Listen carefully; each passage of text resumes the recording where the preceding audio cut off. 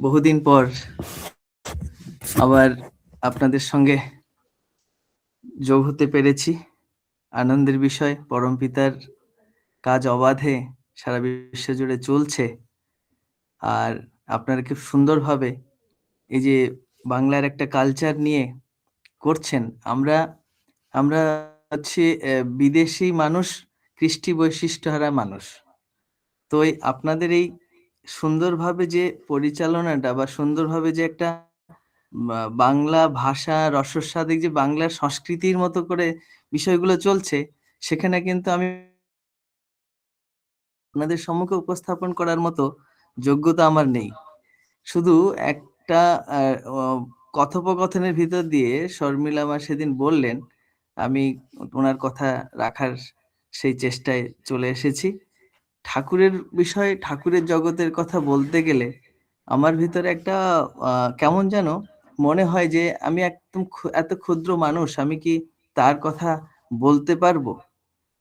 উনি বললেন, "আপনি আপনার অনুভূতির কথা বলবেন। ঠাকুরকে ধরে আপনার জীবনে কি হয়েছে, কেমন হয়েছে?" তো আপনাদের শুরু থেকে শুনছিলাম যে আজকের বিষয়বস্তুর তো তেমন কিছু নেই। তবে যে বিষয়ের থেকে আমরা আ আ সৎসঙ্গে যোগ হয়েছি, দাদা সর্বপ্রথম একটা পুণ্যপুঁথির বাণী বললেন যে, "name and love can conquer the universe." বিরাট কথা, বিশ্ব জয় করার কথা। তারপরে সত্যানুসরণের পাঠ হলো, "এগিয়ে যাও কিন্তু মেপে দেখতে যেও না।" আরেকটা বাণীতে যেখানে ছিল সফল বাঁচা, যে আপনার চলার সাথীতে পড়া হলো, "তোমার বেঁচে থাকা বাঁচাকে এমনতর সহজ এবং অটুট করার কথা।" তারপরে বিভিন্ন বাণীর ভিতরে তো বিভিন্ন দক্ষর কথা বা দীক্ষার দক্ষিণার কথা, যোগ্যতা অর্জনের কথা ইত্যাদি। অ্যা যেটা আমার মনে হয় যে এই যে আমরা সৎসঙ্গ, বহু মানুষ বিভিন্ন সোর্সের ভিতর দিয়ে বিভিন্ন কথা শুনতে পাচ্ছি। মানে আমাদের জানার অনেক কিছু এখন মাধ্যম সৃষ্টি হয়ে গেছে। আর এইসব মাধ্যমে আমরা অনেক নূতন কথা, অনেক কিছু বুঝতে পারছি, জানতে পারছি, শিখতে পারছি। কিন্তু এখান থেকে আমার একটা মনে হয় যে কেমন ধরে রাখা যায় কেমন করে? আর এই ধরে রাখাটা হচ্ছে পরিপালনের ভিতর দিয়ে, অভ্যাসের ভিতর দিয়ে। শেষে ঠাকুরকে জীবনে গ্রহণ করে আমি আমার বাল্যাবস্থা থেকে, আমাদের এই আমরা হচ্ছি ৩য় পুরুষ। তো আ শ্রী ঠাকুরের কথা বাবার সঙ্গে ছোটবেলা থেকেই সৎসঙ্গে যাওয়া, গান কীর্তন আদি করা, তার সঙ্গে মানে ওই নিয়ে জীবন শুরু হয়। তো কলেজ লাইফে যখন আমি এক মন্দিরের দায়িত্বে ছিলাম, তখন হঠাৎ করে এমন একটা সমস্যার সম্মুখীন হলাম। তো তখন আমার মনে হলো যে মানুষের জীবনে সস্তনী ব্রতের অ্যা তাৎপর্যটা কি? জীবনের মহাব্রত কেন বলা হলো? তখন আমি বললাম যে, এই কলেজ, এই যে শিক্ষা আমরা আ আমি এক গুরুকুলের থেকে পড়াশোনা করেছি। কিন্তু তারপরে যখন কলেজের জীবন শুরু হয়, তো বাড়ির থেকে সচরাচর আমরা সাধারণ পরিবার, আমরা সবাই ভাবি যে বাইরে ছেলেমেয়েরা থাকবে, কোথায় খাবে, কি করবে? হঠাৎ করে স্বস্তিনী নিলে কেমন করে চলবে? তো আমি চিন্তা করলাম যে ঠাকুর নিশ্চয়ই কিছু ভেবে এই বিধানগুলি তো দিয়েছেন। তো এটাই যদি জীবনেরই বিধান হয় আর জীবনীয় হয়, তো নিশ্চয়ই এর ভিতরে কিছু আছে, করে দেখা যাবে। তো আ তখন আমার দাদা, যিনি এখন দেওঘরে থাকেন, উনি উনার স্বস্তিনীর কিছুদিন পরে আমি স্বস্তিনী নিলাম। নেওয়ার পরে আমি চিন্তায় আছি যে আমি কেমন করে এই বাইরের পরিবেশে চলবো। অবশ্য ছোট থেকে, আমি জন্ম থেকে নিরামিষাশী। আমি কোনদিন আমিষ ইত্যাদি জানি না বিষয়টা। তো আমি যে গুরুকুলে ছিলাম সেখানে আমি একমাত্র ছাত্র যে স্বতন্ত্র ছিলাম এই দিক দিয়ে। যখন কলেজের পরিবেশে চলে এলাম, স্বস্তিনীব্রত বলে নিজের মতো করে রান্না করে চলতাম। সায়েন্সের স্টুডেন্ট, অনেক সময় কম পেতাম, তবু তার ভিতর দিয়ে চলতাম। আমার কাছে এগুলো বাধা ছিল না কখনো। তারপরে মন্দিরের দায়িত্বেও থাকতো। এরকমভাবে চলতে একটা জিনিস শিখলাম জীবনে, এই যে কথাটি আমাদের এই বাণীর ভিতরে আছে যে যদি দীক্ষাটাকে যদি বাঁচিয়ে রাখতে হয়, তাহলে ওই যোগ্যতা অর্জন করতে হবে। আর ওটাই কিন্তু দীক্ষার দক্ষিণা হবে। অ অজানার ভিতর দিয়ে স্বতঃস্ফূর্তভাবে যে কখন যে ঠাকুর আমাদেরকে আগলে ধরে আছেন, আমরা ঠাকুরকে ধরে নেই। তো ঠাকুর যে কখনোই অজানার ভিতর দিয়ে কেমন করে আমি বাঁচলে আমার জীবনের জীবনীয় উপাদানগুলি কেমন করে আমাকে আঁকড়ে ধরবে তিনি যোগান দিয়ে চলেছিলেন। তারপর সেখান থেকে যখন আমি দিল্লি চলে আসি, কর্মময় জীবনের ভিতর দিয়ে চলছি, কোথাও এটা আমার কাছে খুব বড় বিষয় হয়নি যে আমি সস্তনি রক্ষা করতে আমাকে কোথাও চ্যালেঞ্জ ফেস করতে হয়েছে বলে। সংক্ষেপে কিছু কথা বলে যাই, জীবনের অনেক কথা বলা সম্ভব হয় না, তবে এই বলার পরিপ্রেক্ষিটা আমি শেষের দিকে বলবো। তো যখন এই জীবনে ঠাকুরকে নিয়ে চলার ভিতর থেকে বুকের ভিতরে একটা সাহস সবসময় থাকতো, একটা সান্ত্বনা থাকতো, ভরসা থাকতো যে আমি আমার জীবন চলার ভিতরে এমন একজনকে কেন্দ্র করে চলেছি যে আমার ভয় বলে কিছু থাকার কথা নয়। একসময় আমার এক কর্পোরেট কোম্পানির রিপ্রেজেন্টেটিভ হিসাবে আমি যখন একজন এমপি এমএলএ এর টিমকে হোস্টিং করতে যাই, তো বম্বে এয়ারপোর্ট থেকে যাওয়ার সময় যে এমপির গাড়িতে আমি যাচ্ছি, ওনার সঙ্গে কথা হতে হতে দিনটা চলে গেল আমার। উনি দেখছেন যে সারাটা দিন আমি কোথাও 7 স্টারে যাচ্ছি তাদের সঙ্গে, তবুও কিছু খাচ্ছি না, বাইরে এসেও খাচ্ছি না। রাত্রে যখন 2টোর সময় ওনারা প্রাইভেট সময়ের ভিতর দিয়ে আমরা চলছি, তখন উনি আমাকে জিজ্ঞেস করলেন, gentleman, you had not anything throughout day, কেমন করে আপনি থাকেন কি করে? তখন আমি ওনাকে বললাম, এই যে আপনি একটু আগে বারের থেকে ঘুরে এলেন, আপনার পিএ ওখানে বসে টাকা উড়াচ্ছিল, আমি ওগুলো দেখে ভাবছিলাম, আর মনে মনে ভাবছিলাম এই কথাটা কি আপনাকে বলবো, যে কাল সকালে আপনি যখন কোথাও বক্তৃতা দিতে যাবেন তখন বলবেন যে 60 crore people are living without food in this earth। তখন আপনার মনে হবে না যে আপনি যেটা করে এলেন সেটা অপরাধ বলে?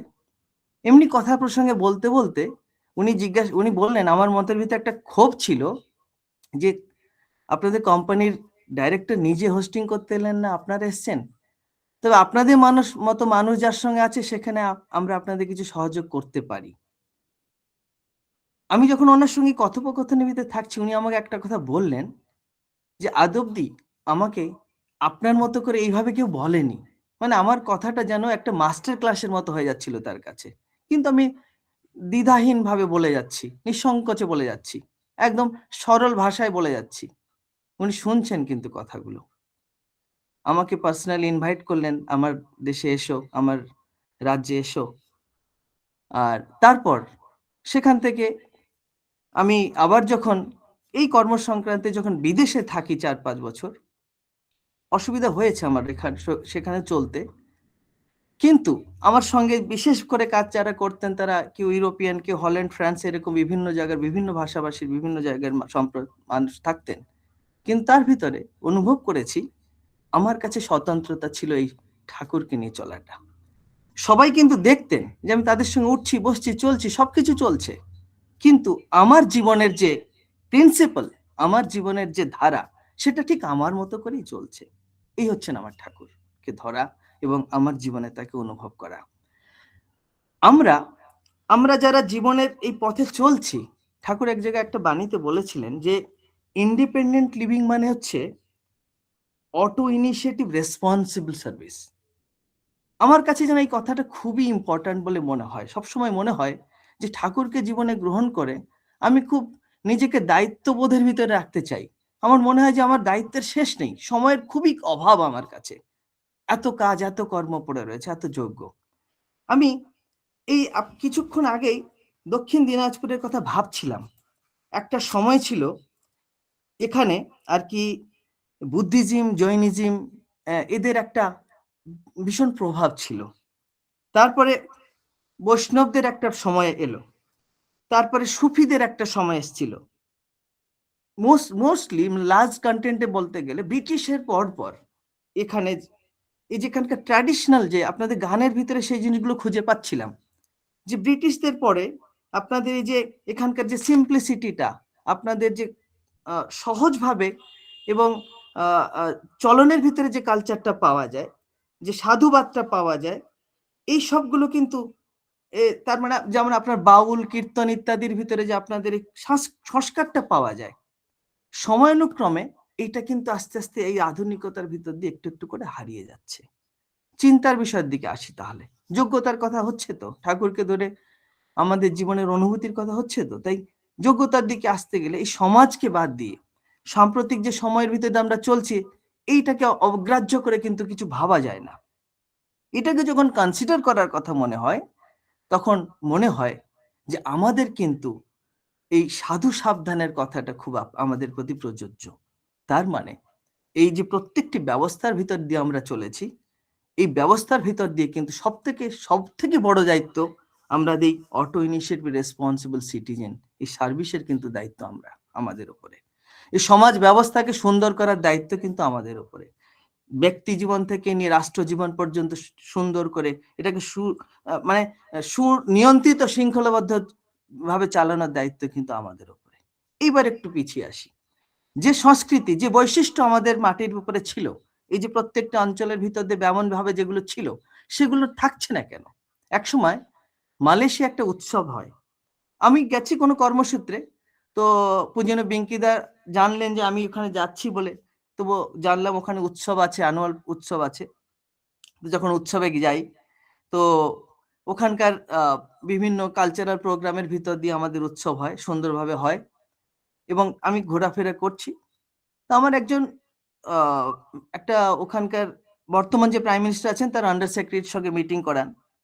আমি তো তার সঙ্গে কথা বলতে বলতে উনি বললেন যে আমরা কিন্তু আস্তে আস্তে দিশেহারা হয়ে যাচ্ছি। তখন আমি বললাম কি আপনাদের পার্লামেন্টে দেখেছেন যে রেশিও কি, চাইনিজ রেশিও আর আপনাদের রেশিও বলছে আমরা কমে যাচ্ছি।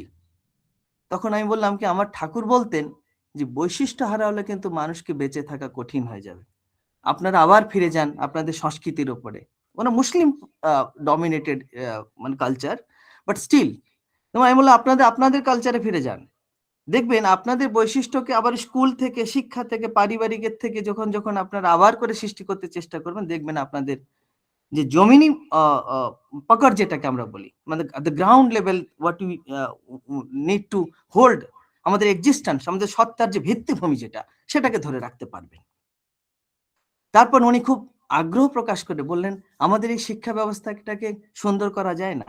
আমি বললাম আপনাকে পিছিয়ে যেতে হবে তাহলে। পরম ব্রহ্মর্ষি ঠাকুরের যে স্বপ্ন ছিল, ঠাকুর যেমন এই আমাদের তপোবন বা ইত্যাদি শিক্ষার সমগ্র ব্যবস্থা নিয়ে যে চিন্তাগুলি করতেন, এইগুলো কিন্তু বাস্তবায়িত করার সব কথা আমাদের ভিতরে থাকা, আমাদের মাথার ভিতরে রাখতে হবে। প্রত্যেকটি মানুষের ভিতরে একটা বিশেষ গুণ, আমরা সবাই একটা গুণী মানুষ হয়ে জন্ম নিয়েছি, কিন্তু এই গুণের সঙ্গে পরিচয় করার জন্যই কিন্তু দীক্ষার ব্যবস্থা। যখনই আমরা ওইটাকে আরো পরিষ্কার করে খুঁজে নিতে চেষ্টা করব, আমাদের আত্মার আমিটাকে আমি খুঁজে নিতে পারবো, আমার সত্তার বাস্তব পরিচয়টা আমি খুঁজে নিতে পারবো। শ্রী ঠাকুর একবার একটা চিঠিতে বলেছিলেন যে আমরা আমাদের পরিচয় যেটা বলি, আমাদের পরিচয় ততটুকু যতটুকু আমরা তার বাইরে কিন্তু কোনো পরিচয় আমাদের নেই। এই জায়গায় থেকে যদি আমরা ভাবতে চেষ্টা করি যে যেভাবে আমরা সবাই কিন্তু ছড়িয়ে ছিটিয়ে কৃষ্টি বৈশিষ্ট্য হারা হয়ে যাচ্ছি, আমরাই সমাজ, দেশ, রাষ্ট্রকে রক্ষা করতে পারবো তো? সেটা যে কথা শ্রী ঠাকুর আমাদের কাছ থেকে আশা করে গেছেন। এইভাবে একের পর এক প্রশ্ন যখন আমরা নিজেকে করতে থাকবো, আমাদের দায়িত্ব বাড়তে থাকবে। আমরা তখনই সুবিবাহ, আমরা সংস্কার ইত্যাদিগুলোকে পরিপালনের চেষ্টা করব। দেখা যায় অনেক মানুষ দীক্ষা নিয়ে অনেক বছর কেটে যাচ্ছে, তারা স্বস্তি নিচ্ছেন না।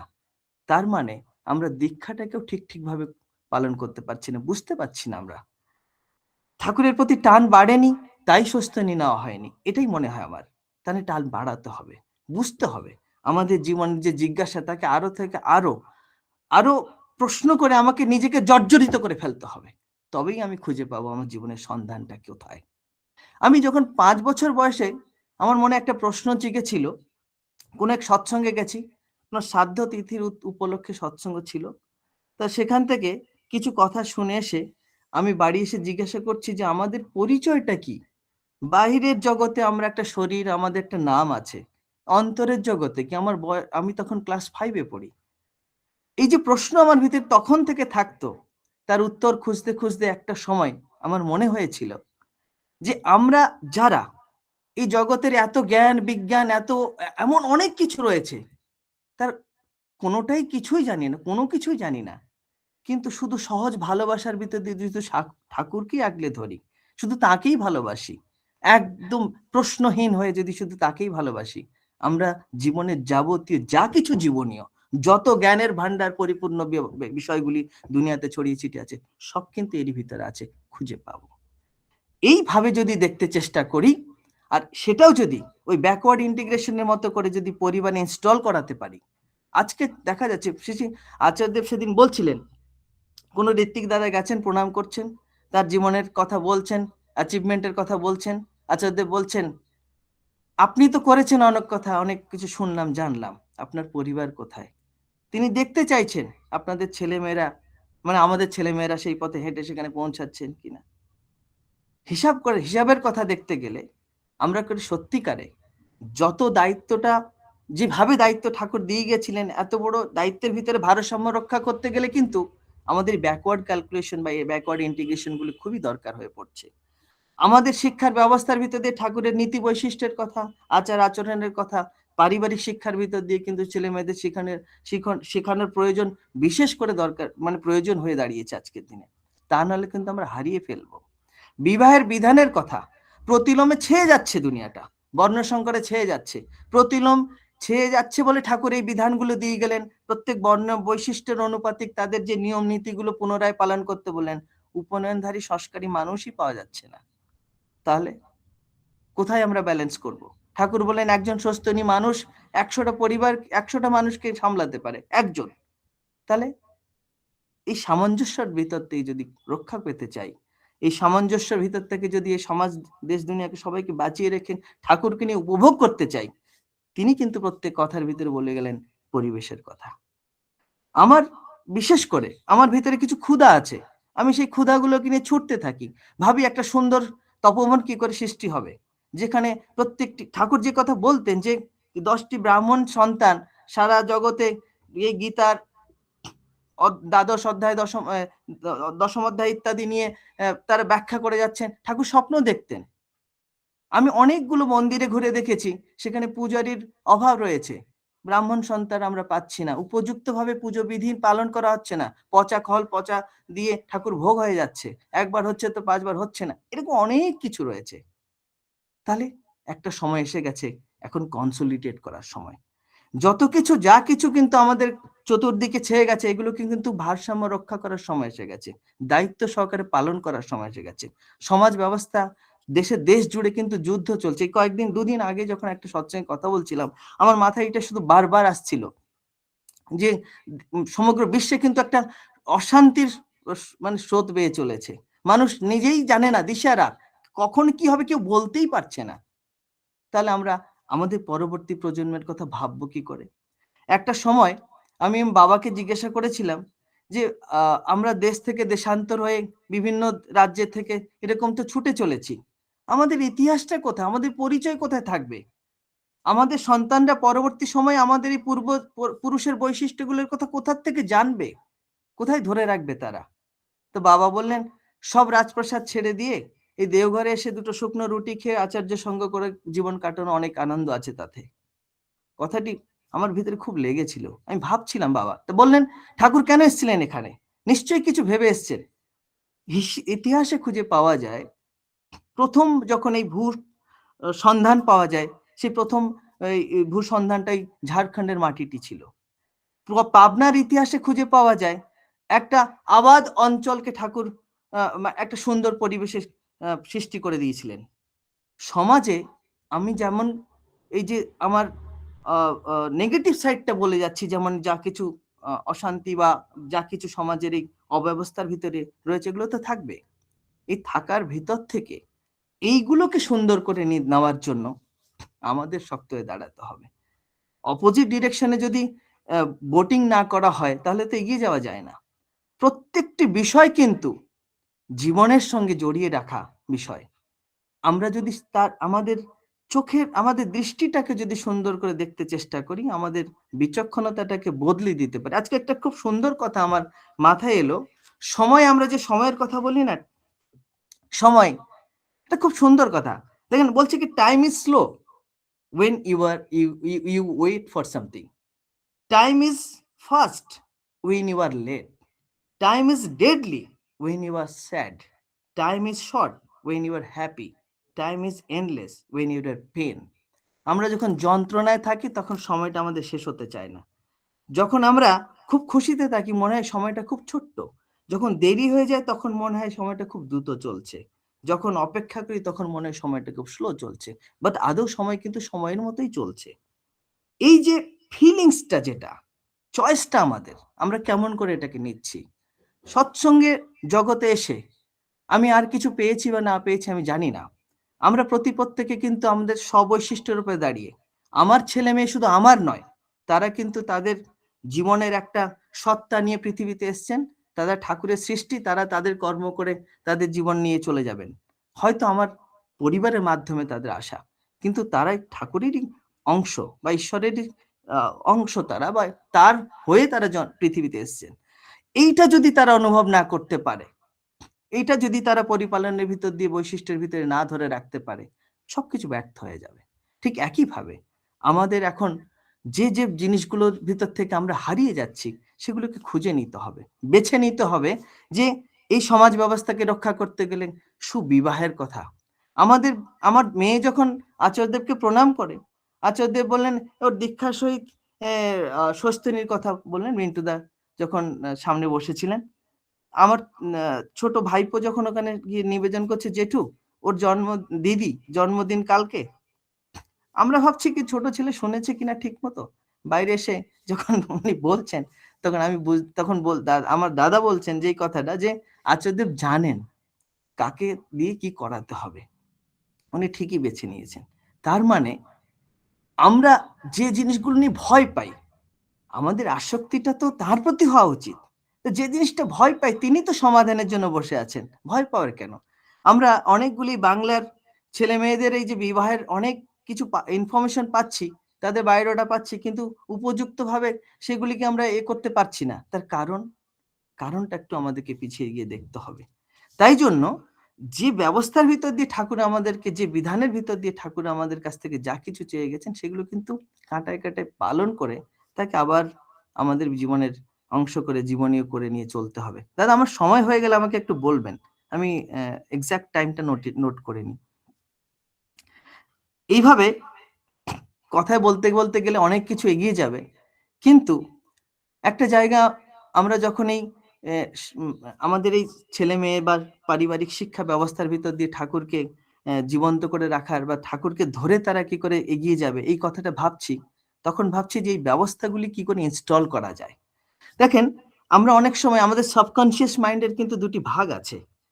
একটা হচ্ছে হিপোক্যাম্পাস, আর একটা হচ্ছে আমি গার্ডালা যেটা বলি আমরা, সেটা হচ্ছে যে যেটা স্টোর করছে একটা সাইডে, মানে আমাদের লেফট সাইডটা যেটা আমাদের মনে রাখায় বা আমাদের লার্নিংটাকে ধরে রাখে, আরেকটা সাইড সেটা যেখানে আর কি ইমোশন, ভয় বা হ্যাপিনেস এইগুলো থাকছে। ঠাকুর যখন এই নামের বিধানটা দিলেন তখন কিন্তু সায়েন্টিফিক্যালি এখন এটা অনেক দেশে রিসার্চ চলছে যে ঠাকুরের এই যে সেটা ঠাকুরের বিষয় বলে আমরা জানি বলে আমরা এই বিষয়টাকে ওই দৃষ্টান্তে দেখছি, কিন্তু নর্মালি ব্রেন নিয়ে যে কালচারটা চলছে সেখান থেকে মানুষের জীবনের 100% যদি মানে কোনো কিছুর যদি নির্দিষ্ট রুট বলে কিছু খোঁজার জায়গা থাকে, সেটা হচ্ছে মানুষের মন।